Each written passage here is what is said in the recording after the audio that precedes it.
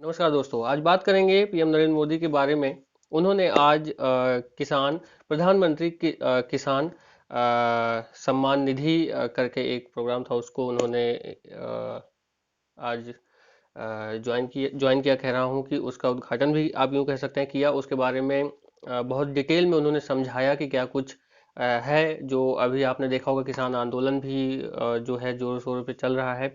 और क्या कुछ प्रधानमंत्री मोदी ने कहा वो आपको सुनवाता हूँ वीडियो में अभी थोड़ी देर बाद। और उसमें जो डिटेल उन्होंने कई किसानों से भी बात की, महाराष्ट्र हो गया और भी कई जगह है। अगर आपको वो सारे फुल वीडियो देखनी है तो आप नरेंद्र मोदी यूट्यूब चैनल पे जाके देख सकते हैं। आपको बता दूं कि लगभग जितने भी पार्टियां हैं उनके सबके लगभग यूट्यूब पे चैनल है। चाहे आम आदमी पार्टी हो तो आम आदमी पार्टी के नाम से है, कांग्रेस हो तो इंडियन नेशनल कांग्रेस के नाम से चैनल है, और राहुल गांधी जी का भी पर्सनल यूट्यूब चैनल है।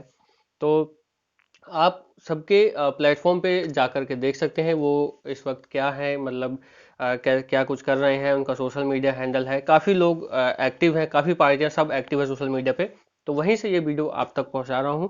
और बाकी बात करूं कुछ देर पहले की, तो ये ऑलरेडी न्यूज़ चैनल पे चल चुका है। लेकिन जो लोगों ने मिस कर दिया है या फिर जिनको और अच्छे से जानना है कि मतलब बीजेपी गवर्नमेंट जो ये बिल लाई है जिसका विरोध हो रहा है किसानों के द्वारा, तो उन्होंने अपने एंड से मुझे लगता है समझा दिया है। और बाकी क्या कुछ किसान और जो गवर्नमेंट है उसके बीच बात होती है और क्या डिसाइड होता है वो तो बाद में ही पता चलेगा।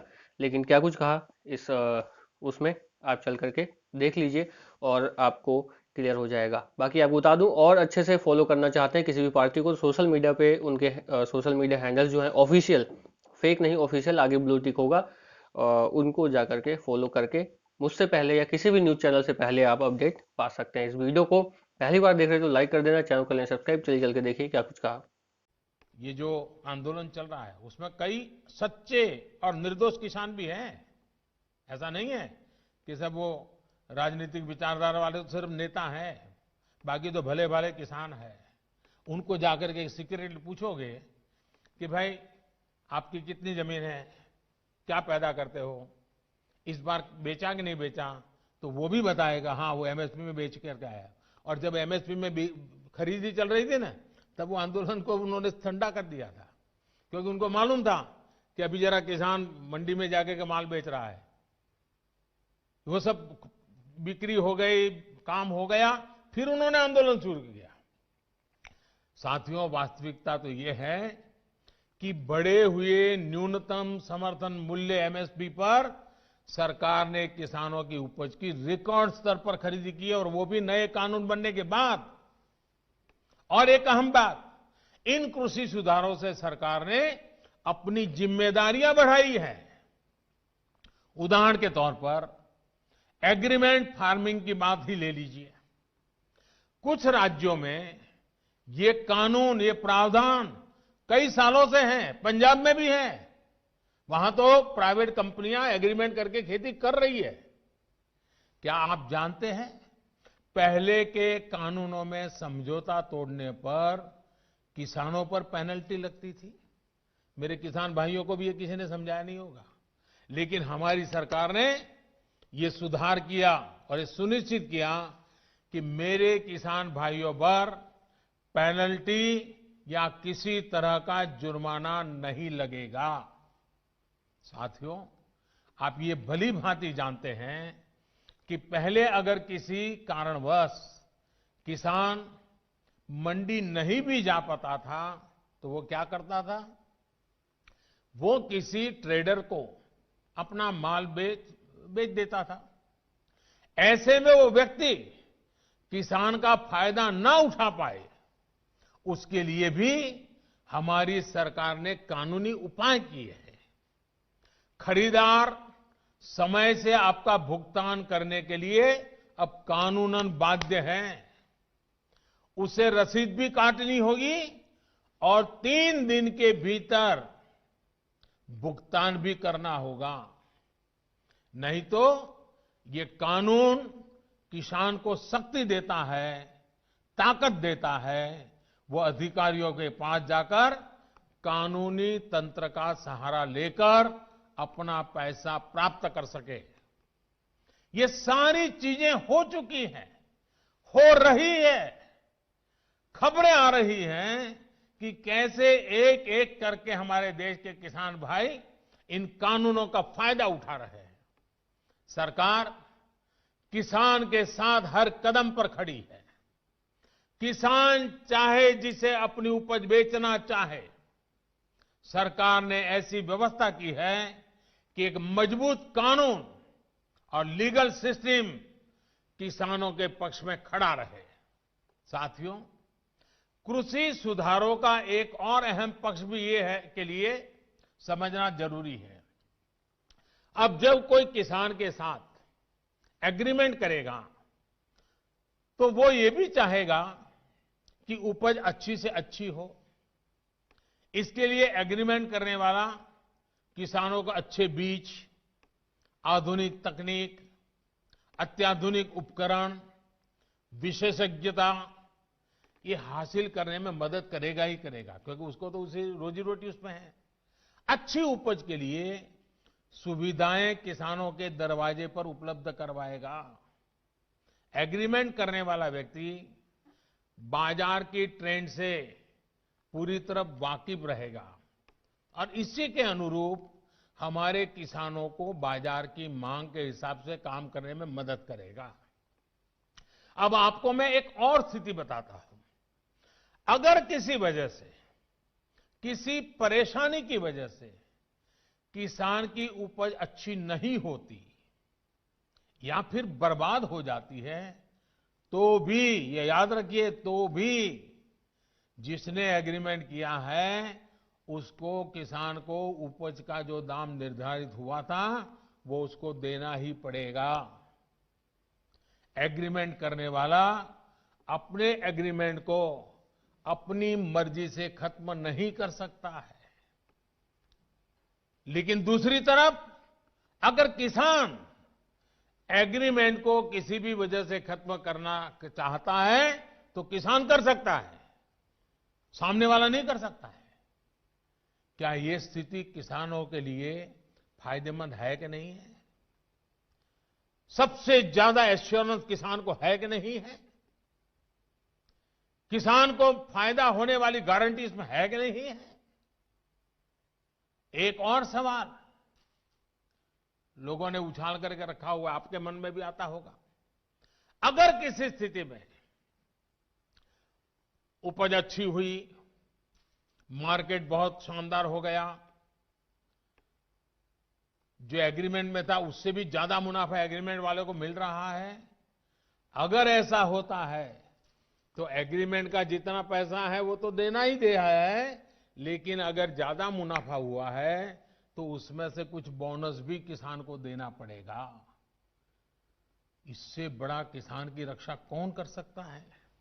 ऐसी स्थिति होने में किसान एग्रीमेंट में तय किए गए मूल्य के अलावा, जैसा मैंने कहा, बोनस का भी वो हकदार होगा। पहले क्या होता था, याद है ना? सारा रिस्क किसान का होता था और रिटर्न किसी और का होता था। अब नए कृषि कानूनों और सुधार के बाद स्थिति पूरी तरह किसानों के पक्ष में हो गई है।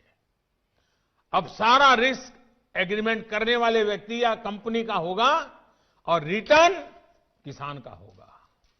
साथियों, देश के कई भागों में एग्रीमेंट फार्मिंग को पहले भी परखा गया है, उसे कसौटी पर कसा गया है। क्या आपको पता है कि दुनिया में आज सबसे ज्यादा दुग्ध उत्पादन, मिल्क प्रोडक्शन करने वाला देश कौन सा है? ये देश कोई और नहीं, हमारा हिंदुस्तान है। हमारे पशुपालक, हमारे किसान की मेहनत है। आज डेयरी सेक्टर में बहुत सी सहकारी और निजी कंपनियां किसानों से, दुग्ध उत्पादकों से दूध खरीदती हैं और उसे बाजार में बेचती हैं। ये मॉडल कितने वर्षों से चला रहा है। क्या आपने कभी सुना कि किसी एक कंपनी या सहकारी संस्था ने बाजार पर अपना कब्जा जमा लिया, अपना एकाधिकार कर लिया? क्या आप उन किसानों और उन दुग्ध उत्पादकों की सफलता से परिचित नहीं है जिन्हें डेयरी सेक्टर के इस काम से लाभ हुआ है। एक और सेक्टर है, यहां पर हमारा देश बहुत आगे है, वो है पोल्ट्री यानी मुर्गी पालन। आज भारत में सबसे ज्यादा अंडों का उत्पादन होता है। पूरे पोल्ट्री सेक्टर में बहुत सी बड़ी कंपनियां काम कर रही है, कुछ छोटी कंपनियां भी हैं, तो कुछ स्थानीय खरीदार भी इस व्यवसाय में जुटे हैं। इस सेक्टर से जुड़े लोग अपना प्रोडक्ट किसी को भी कहीं भी बेचने के लिए स्वतंत्र हैं। जहां भी उन्हें सबसे ज्यादा दाम मिलता है वो अंडे बेच सकते हैं।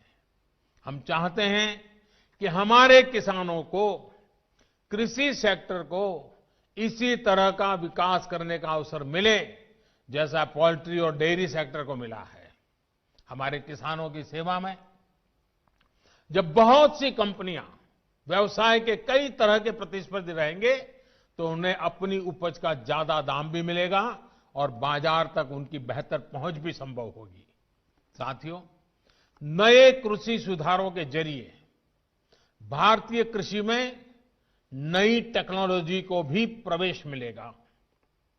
आधुनिक तकनीक के जरिए हमारे किसान अपनी उपज को बढ़ा सकेंगे, अपनी उपज को विविधता दे सकेंगे, अपनी उपज की बेहतर ढंग से पैकेजिंग कर सकेंगे, अपनी उपज में वैल्यू एडिशन कर सकेंगे।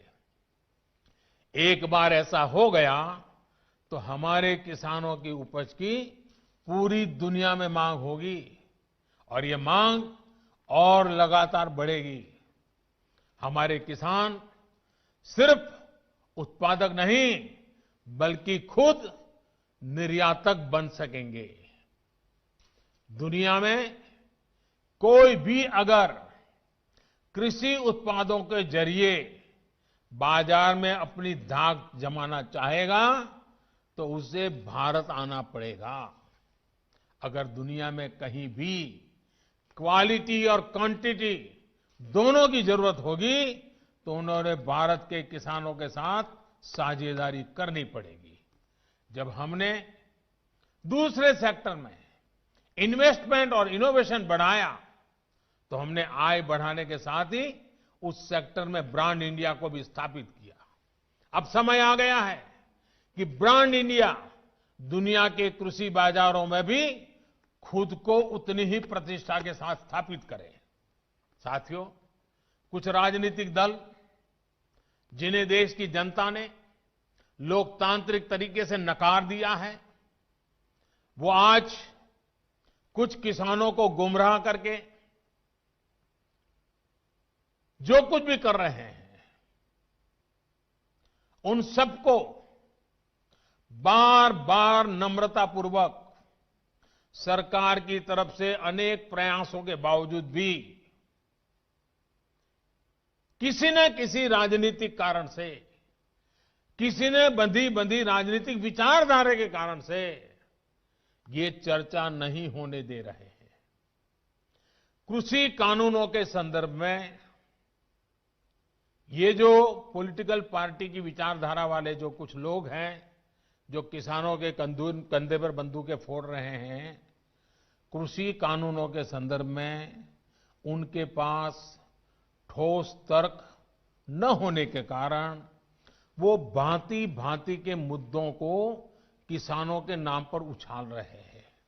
आपने देखा होगा जब प्रारंभ हुआ था तो उनकी इतनी मांग थी कि भाई एमएसपी की गारंटी दो। उनके मन में जेन्युइन, क्योंकि वो किसान थे, उनको लगा कहीं ऐसा तो ना हो।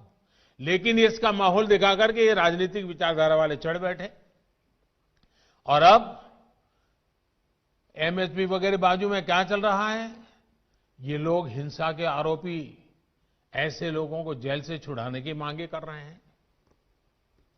देश में आधुनिक हाईवेज बने, निर्माण हो, जो पिछली सब सरकारों ने किया था। ये लोग भी उस सरकारों में समर्थन करते थे, भागीदार थे। अब कहते हैं टोल टैक्स नहीं होगा, टोल खाली कर दो। भाई, किसान का विषय छोड़ करके नई जगह पे क्यों जाना पड़ रहा है? जो नीतियां पहले के समय से चली आ रही है, अब ये किसान आंदोलन की आड़ में उनका भी विरोध कर रहे हैं। टोल नाकों का विरोध कर रहे हैं। साथियों, ऐसी परिस्थिति में भी देश भर के किसानों ने कृषि सुधारों का भरपूर समर्थन किया, भरपूर स्वागत किया है। मैं सभी किसानों का आभार व्यक्त करता हूं। मैं सर झुका करके उनको प्रणाम करता हूं कि देश को आगे ले जाने के लिए देश के कोटि कोटि किसान आज इस निर्णय के साथ, हिम्मत के साथ खड़े हुए हैं।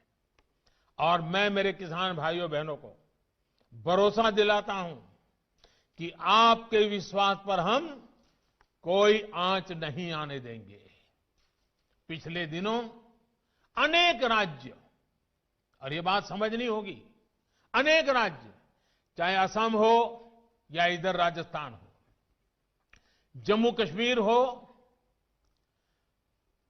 ऐसे कई जगह पे पंचायतों के चुनाव हुए। इनमें प्रमुखतया ग्रामीण क्षेत्र के लोगों को ही वोट देना होता है, एक प्रकार से किसान को ही वोट देना होता है।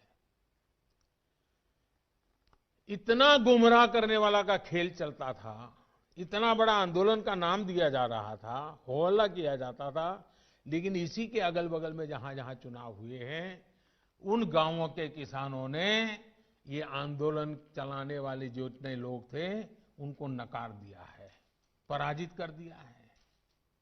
ये भी एक प्रकार से उन्होंने बैलेट बॉक्स के द्वारा ये नए कानूनों को खुला समर्थन किया है। साथियों, तर्क और तथ्य के आधार पर, हर कसौटी पर हमारे ये निर्णय कसे जा सकते हैं। उसमें कोई कमी है तो उसको इंगित करना चाहिए, लोकतंत्र है। हमें सब प्रकार का भगवान ने ज्ञान दिया ऐसा दावा हमारा नहीं है, लेकिन बात तो हो।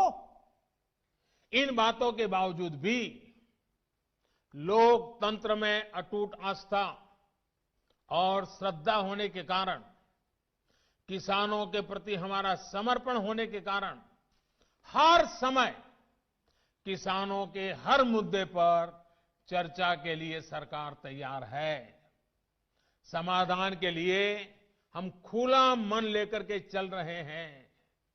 कई दल ऐसे भी हैं जो इन्हीं कृषि सुधारकारों के पक्ष में रहे हैं।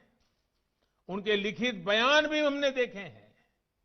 वो आज अपनी कही बात से ही मुकर गए हैं, उनकी भाषा बदल गई है।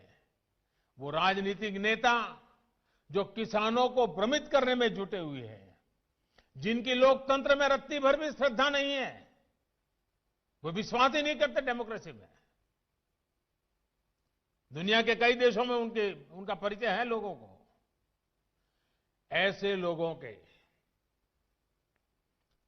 जो भी उन्होंने कहा है पिछले दिनों, जिस प्रकार के अनलगढ़ आरोप लगाए हैं, जिस भाषा का प्रयोग किया है, पता नहीं कैसी कैसी इच्छाएं व्यक्त की है, मैं बोल भी नहीं सकता हूं। ये सब करने के बावजूद भी, उन सब चीजों को सहन करने के बाद भी, उसको पेट में उतार करके, मन ठंडा रख करके, उन सबको सहन करते हुए मैं आज फिर एक बार नम्रता के साथ उन लोगों को भी जो हमारे गौर विरोध करने पर तुले हुए, उनको भी कहता हूं, मैं नम्रता के साथ कहता हूं, हमारी सरकार किसान हित में उनसे भी बात करने के लिए तैयार है, लेकिन बात मुद्दों पर होगी, तर्क और तथ्यों पर होगी। साथियों, हम देश के अन्नदाता को उन्नत करने के लिए हर संभव प्रयास कर रहे हैं। जब आपकी उन्नति होगी तो पूरे राष्ट्र की उन्नति तय है। सिर्फ आत्मनिर्भर किसान ही आत्मनिर्भर भारत की नींव डाल सकता है। मेरे देश के किसानों से आग्रह है, किसी के बहकावे में ना आए, किसी के झूठ को न स्वीकारे, तर्क और तथ्य के आधार बनाकर ही सोचे विचारे। और फिर एक बार देश भर के किसानों ने खुल करके जो समर्थन दिया है, ये मेरे लिए अत्यंत संतोष और गर्व का विषय है। मैं आपका बहुत आभारी हूं।